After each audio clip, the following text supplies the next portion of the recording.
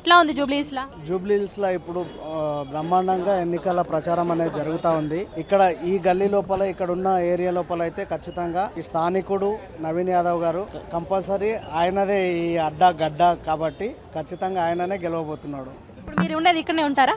ఇక్కడనే ఉంటాం. ఇప్పుడు బోరబండ ఇప్పుడు ఇది ఏ డివిజన్ కిందకి వస్తుంది? ఇది బోరబండ కిందకి వస్తుంది. బోరబండ ప్రజలు ఒక్కరు నవీన్ యాదవ్ కోటేస్తే గెలుస్తారని చెప్పేసి అనుకుంటున్నారు. బోరబండ ప్రజలు మాత్రం ఇక్కడ ఈ గల్లీలో మాత్రం ఈ ఏరియాలో నవీన్ యాదవ్కి ఉంది. ఇంకో ఏరియాలో కూడా వాళ్ళు కూడా ఉన్నారు. అంటే వాళ్ళకు టీఆర్ఎస్ వాళ్ళకు కొద్దిగా ఉంది, వాళ్ళ ఏరియాలు వాళ్ళకు ఉన్నాయి, మా ఏరియాలో మాకున్నాయి. కాకపోతే మా ఏరియాలో ఇప్పుడు నవీన్ యాదవ్ ఇక్కడ స్థానికుడు, జూబ్లీహిల్స్లో స్థానికుడు, ఇక్కడ ఈ ఏరియాలో స్థానికుడు. అధికారంలో లేనప్పటికీ కూడా ఆయన చాలా అనేక సేవా కార్యక్రమాలు చేసిండు కాబట్టి ఇప్పుడు 3 సార్లు మాగంటి గోపీనాథ్ గారు గెలవడం జరిగింది. గెలిచిన తర్వాత కూడా జూబ్లీహిల్స్ ఎక్కడ చూసినా కూడా అభివృద్ధి ఏం కనిపిస్తలేదు. ఈ 3 డబుల్ బెడ్రూమ్ ఇల్లు ఇవ్వలేదు, వాళ్ళకు రేషన్ కార్డులు ఇవ్వలేదు, పెన్షన్లు మామూలుగా అదే పెన్షన్లు ఉన్నాయి. ఆ రకంగా చూసుకుంటే వాళ్ళు స్కాలర్షిప్లు కూడా విద్యార్థులకు ఇంటికో ఉద్యోగం ఇవ్వలేదు.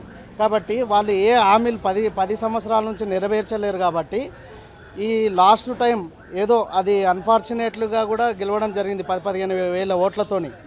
కాకపోతే ఇప్పుడు మాత్రం ఖచ్చితంగా మాగంటి గోపీనాథ్ గారు లేరు కాబట్టి ఆయనకు ఉన్న సానుభూతి అని చెప్తున్నారు. సానుభూతి అనేది ఒకప్పుడు ఆయన ఉండి ఆయనకి ఏమైనా హెల్త్ పరంగా ఇదయ్యి వాళ్ళు ఉండి ముందర వచ్చి చేస్తే మాత్రం అది కొంచెమన్నా ఉంటుంది. కానీ ఇప్పుడు మాత్రం అప్పుడు ఇయ్యని సానుభూతి కాంగ్రెస్ పార్టీ కూడా ఒకప్పుడు అడిగింది ఇక్కడ. అప్పుడు ఇయ్యని సానుభూతి ఇప్పుడు ఎట్లా వస్తుంది? ఇప్పుడు అందరు కూడా తెలివి ఉన్న ప్రజలు తయారైనరు కాబట్టి అభివృద్ధి కోరుకుంటారు. కానీ సానుభూతి వాళ్ళ ఇంటికి సానుభూతి ఇస్తే వీళ్ళకేమొస్తుంది ప్రజలకు? ఇప్పుడు మీరు కాంగ్రెస్ పార్టీ పర్సన్ మీరు? అవును, కాంగ్రెస్ పార్టీ. అయితే ఇప్పుడు ఒక క్వశ్చన్ ఏంటంటే, మన ముఖ్యమంత్రి గారు ఇక్కడ ఒక సభ పెట్టారు. అధికారం ఉన్నది కాంగ్రెస్ పార్టీ. ఇప్పుడు కాంగ్రెస్ పార్టీ అధికారంలో ఉంది కాబట్టి డెవలప్మెంట్ చేస్తాననేది వాళ్ళ చేతుల్లో ఉంటుంది. కానీ ఇక్కడ ముఖ్యమంత్రి ఇక్కడ సభ పెట్టి నాకు ఒక అవకాశం ఇచ్చి చూడండి, జూబ్లీహిల్స్లో నేను అభివృద్ధి చేసి చూపిస్తానని చెప్పేసి మాట్లాడనమాట. ఇట్లా కరెక్ట్ అంటారు? కరెక్టే. ఎందుకు కరెక్ట్ అంటారు అంటే వాళ్ళ క్యాండిడేట్ లేనిది ఇప్పుడు అభివృద్ధి చేయాలంటే వాళ్ళు అడగంది ఈయన ఎట్లా ఇస్తాడు? ఎమ్మెల్యేలు అడగాలి పోయి, నా కాన్స్టిట్యున్సీకి నాకు ఇన్ని కోట్లు కావాలి, నేను దీనికోసం అభివృద్ధి చేసుకుంటానని 4 సార్లు తిరగాల్సి వస్తుంది. తిరిగినప్పుడు ఇస్తాడు, ఖచ్చితంగా ఇస్తాడు. ఎందుకు ఇవ్వడు? వీళ్ళు అడగలేరు కాబట్టి ఆయన ఇవ్వలేడేమో. ఆయనకు ఉంటుంది ఇవ్వాలని, నీకు ఇస్తుందా అని పిలుస్తారా ఎవరైనా? అదే కాంగ్రెస్ క్యాండిడేట్ ఎమ్మెల్యే గారు ఉంటే తప్పకుండా కొట్లాడతాడు, తెచ్చుకుంటాడు, మా సీఎం అని అనుకుంటాడు. కాబట్టి ఆయనకు అన్ని ప్రాంతాలు ఇప్పుడు టీఆర్ఎస్లో లాగా కొన్ని సిరిసిల్ల, సిద్దిపేట ఈ విధంగా డెవలప్మెంట్ చేసినట్టు మా సీఎం గారు అట్లా చేయట్లేదు. ఖచ్చితంగా అన్ని ప్రాంతాలకు సమానంగా కేటాయిస్తూ అన్ని ప్రాంతాలు అభివృద్ధి చెందాలి. తెలంగాణ మాత్రం ఖచ్చితంగా అభివృద్ధి చెందాలనే మాత్రం చూస్తున్నాడు రేవంత్ అన్న గారు. నమస్తే, ఏం పేరే? మొహమ్మద్ జమీర్. ఎట్లా ఉంది? ముస్లిం ఓట్లన్నీ కాంగ్రెస్కే పడతాయని చెప్పేసి అంటున్నారు, నిజమేనా? కాదండి, బీఆర్ఎస్కే పడుతుంది. ఎందుకంటే మైనారిటీస్కి అందరికీ ప్రాఫిట్ అయింది. కేసీఆర్ గవర్నమెంట్ వల్ల బాగా ప్రాఫిట్ అయింది. మా సొంతం మా ఇంట్లోకే మాకు డబుల్ బెడ్రూమ్ వచ్చింది. మళ్ళీ మా చెల్లెల వాళ్ళ పెళ్ళిలోకి, మా అక్క వాళ్ళ పెళ్ళిళ్ళకి షాదీ ముబారక్ వచ్చింది. ఇంతకుముందు ఫస్ట్ స్టార్ట్ అయినప్పుడు స్కీమ్ 56,000 ఉండే, అప్పట్లో 56,000 వచ్చింది. మళ్ళీ 1,06,000 అయింది, దాంట్లో అది కూడా వచ్చింది. మళ్ళీ మా వదిన వాళ్ళ పెళ్ళిలోకి అది కూడా 1,06,000 వచ్చింది. మాకు ప్రాఫిట్ జరిగింది, బాగానే జరిగింది. డబుల్ బెడ్రూమ్ జరిగింది. ఇంకా నల్లు బిల్లు మాఫ్ ఉండే కేసీఆర్ ప్రభుత్వంలో, బాగానే అయింది. అన్ని విధంగా చూస్తే వచ్చే జూబ్లీహిల్స్ ఎలక్షన్లో కూడా చూస్తే మాగంటి సునీత మేడందే నడుస్తుంది. ఇంకా కొన్ని రోజుల్లో అదే 3 సంవత్సరాలు అంటున్నారు, కానీ దానికన్నా ముందే ప్రభుత్వం పడిపోయినట్టుంది. రేవంత్ రెడ్డి పాలన పడిపోయినట్టుంది. వచ్చేది మళ్ళీ కేసీఆర్ గారి పాలన. భారీ మెజారిటీ కాదు, బంపర్ మెజారిటీతో గెలుస్తాం. స్టేట్లో కాదు మొత్తం. ఇంకా అయితే భారత రాష్ట్ర సమితి, ఇంతకుముందు తెలంగాణ రాష్ట్ర సమితి ఉండే, ఇప్పుడు భారత రాష్ట్ర సమితి బీఆర్ఎస్ ఉన్నది.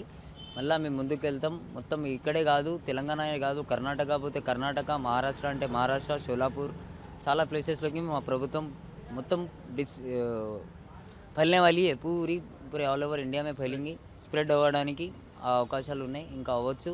మా కేటీఆర్ అన్న కూడా అన్ని విధంగా చూసుకుంటుండు, మైనారిటీస్ని చూసుకుంటుండు, ఎస్సీ ఎస్టీని చూసుకుంటుండు, ప్రతి ఓల్ని మంచి చూసుకుంటుండు. అట్లాంటిది ప్రభుత్వం ఉంటేనే బాగుంటుంది. అదే మేము కోరుకుంటున్నాం. మా ప్రభుత్వం బీఆర్ఎస్ మళ్ళీ రావాలని మేము కోరుకుంటున్నాం. ఎట్లా ఉందంటే, మీరు బీఆర్ఎస్ కార్యకర్తలాగా కాకుండా అసలు జనాలు ఏమనుకుంటున్నారు? ఎటువైపు ఓటింగ్ ఉంది ఎక్కువ? ఎలక్షన్ ఏదైనా సెలక్షన్ మాత్రం తెలంగాణ ప్రజలది బీఆర్ఎస్ పార్టీ ఓన్లీ. ఎందుకంటే డెవలప్మెంట్, ఎడ్యుకేషన్, పరంగా చూసుకుంటే 10 సంవత్సరాలలో కేసీఆర్ గారు అద్భుతమైన బంగారు తెలంగాణను తీసుకొచ్చి చేసిండు. 22 నెలలలో కాంగ్రెస్ పార్టీ విధ్వంసం సృష్టించింది. బంగారు తెలంగాణని ఏమంటారు, అది ఆగం చేసిన తెలంగాణ చేశారు. ప్రతి ఒక్క వ్యవస్థల ఈరోజు విద్యారంగం చూసుకున్నా, వైద్య రంగం చూసుకున్నా, ప్రతి దాంట్లో కాంగ్రెస్ ప్రభుత్వం అటర్ ఫ్లాప్ అయిపోయింది. ఈరోజు మంత్రులు ఏం చేస్తున్నారు అనేది మీడియా ముఖంగా చూస్తున్నారు, ప్రజలందరూ చూస్తున్నారు. కొండా సురేఖ గారి విషయంలో చూసుకుంటే కూడా వాళ్ళ కూతురు ఏమన్నదో ముఖ్యమంత్రి గారిని కూడా ప్రతి ఒక్కరు చూసారు. వీళ్ళు ప్రజలకు పరిపాలన అనేది వదిలేసి వీళ్ళ సొంత పనులు చేసుకోవడానికి మెయిన్ ప్రియారిటీ ఇస్తారు కాంగ్రెస్ నాయకులు అని చెప్పేసి ప్రజలు ఆల్రెడీ డిసైడ్ అయిపోయారు. జూబ్లీ హిల్స్లో 3 times మాగంటి గోపీనాథ్ గారు గెలిచిరు. ఆయన అభివృద్ధి చేసిండు కాబట్టి 3 సార్లు గెలిచిండు. ఈసారి కూడా మాగంటి సునీత గారు భారీ మెజార్టీతోటి గెలవబోతున్నారు. ఇది తెలంగాణ ప్రజలు ఇచ్చే తీర్పు. ఇప్పుడు రెండు సార్లు ఇటు కేసీఆర్ ప్రభుత్వం గవర్నమెంట్ అనేది పరిపాలించింది. సో మూడోసారికి వద్దనుకొని పక్కన పెట్టిన సందర్భాలు ఉన్నాయి. ఇప్పుడు అదే విధంగా ఇటు జూబ్లీస్లో కూడా జరుగుతుందని చెప్పేసి అనుకోవచ్చు కదా. 2 సార్లు గెలిపించారు, మూడోసారి ప్రజలు ఓడగొట్టారని మీరు అంటున్నారు, విలేకర్ గారు మీరు అంటున్నారు.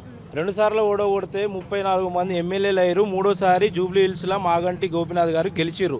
ఎందుకు గెలిచిరంటే డెవలప్మెంట్ చేసిండు కాబట్టి. జూబ్లీ హిల్స్లో 7 డివిజన్లలో ప్రతి ఒక్క డివిజన్లో పొద్దున్న లేస్తే మాగంటి గోపీనాథ్ అన్న ప్రజల మధ్యలో తిరుగుతుండేవాడు. అందుకే 3 సార్లు ఛాన్స్ ఇచ్చారు.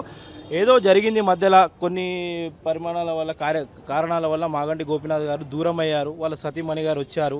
వారికి ప్రతి ఒక్కరూ ఆశీర్వాదం తెలుపుతూ ఈసారి మళ్ళీ మాగంటి సునీత గారిని భారీ మెజారిటీతోటి గెలిపిస్తారు. అది పక్కా విజయం. భారీ మెజారిటీ అని మీరు అంటున్నారు. ఒక 2-3% ఓట్లతో గెలిచే అవకాశం ఉందని చెప్పేసి ప్రజలు చెప్తున్నారు కదా. ఏ ప్రజలు మీకు చెప్పారండి? ఏ ప్రజలు చెప్పారు మీకు? నాకు తెలిసి అయితే మాకు కాన్ఫిడెంట్గా ఉంది. We're full confident. మేము భారీ మెజారిటీతో గెలవబోతున్నాం. పబ్లిక్ అంటే 100 రకాలుగా చెప్పొచ్చు. డెవలప్మెంట్ చేసినాం కాబట్టి మేము ఖచ్చితంగా కరాఖండిగా బల్లగుద్ది చెప్తున్నాం. ఖచ్చితంగా బరాబర్ మాగంటి సునీత గారు గెలుస్తున్నారు. చూడండి 14 తారీఖు రిజల్ట్ రోజు గిర కేసీఆర్ పక్కా, మాగంటి సునీత జూబ్లీ హిల్స్లో పక్కా గెలుస్తున్నారు. ఆల్రెడీ కాంగ్రెస్ గెలుపు ఖాయమైపోయింది. మెజారిటీ కోసం మాత్రమే ప్రచారం చేస్తున్నట్టు కదా. ఎవరి పార్టీలో వాళ్ళు చెప్తారు. మీరు ప్రజలను అడిగి మీరు బయటలు తీసుకున్నారు 2%, 3%, 4% అని మీరు అంటారు. వాళ్ళ పార్టీ కాబట్టి వాళ్ళు చెప్పుకుంటారు. మా పార్టీ కాబట్టి మేము చెప్తున్నామంటే మేము ప్రజలల్లా 10 సంవత్సరాలలో అద్భుతమైన తెలంగాణను పరిపాలించింది కాబట్టి మేము కాన్ఫిడెంట్గా చెప్తున్నాం మేము గెలుస్తామని చెప్పేసి. 3 సార్లు ఓటేసిన వాళ్ళు వాళ్ళ భర్త గారు చనిపోతే ఇప్పుడు ఎందుకు ఓటేయరు? 3 సార్లు నచ్చిన వాళ్ళు వాళ్ళ భార్య గారు పోటీ చేసి ఎందుకు పోయారు నాకు అర్థమైతే లేదు. 3 సార్లు మంచి చేసిండు కాబట్టి కదా ఓటేసారు. సో కొన్ని భగవంతుని దయ, అది కొన్ని అనివార్యాల కారణాల వల్ల మన మాగంటి గోపీనాథ్ గారు లోకాన్ని వదిలేసి వెళ్ళిపోయారు. వాళ్ళ భార్య గారు వస్తున్నారు, ఆమెకే వేస్తారు మళ్ళీ ఓటు. మళ్ళీ కొత్త వాళ్ళకి ఎందుకు తీసుకుంటారు? కొత్త వాళ్ళకి తీసుకునేది ఉంటే 3ఓసారి కూడా కొడుతున్నాయి కదా. అది కూడా మీరు కనుక్కోవాలి ప్రజల దగ్గర, పబ్లిక్ దగ్గర ప్రతి ఒక్కటి. ఇంకా ఏమైనా క్వశ్చన్స్ ఉన్నాయా మేడం? Thank you.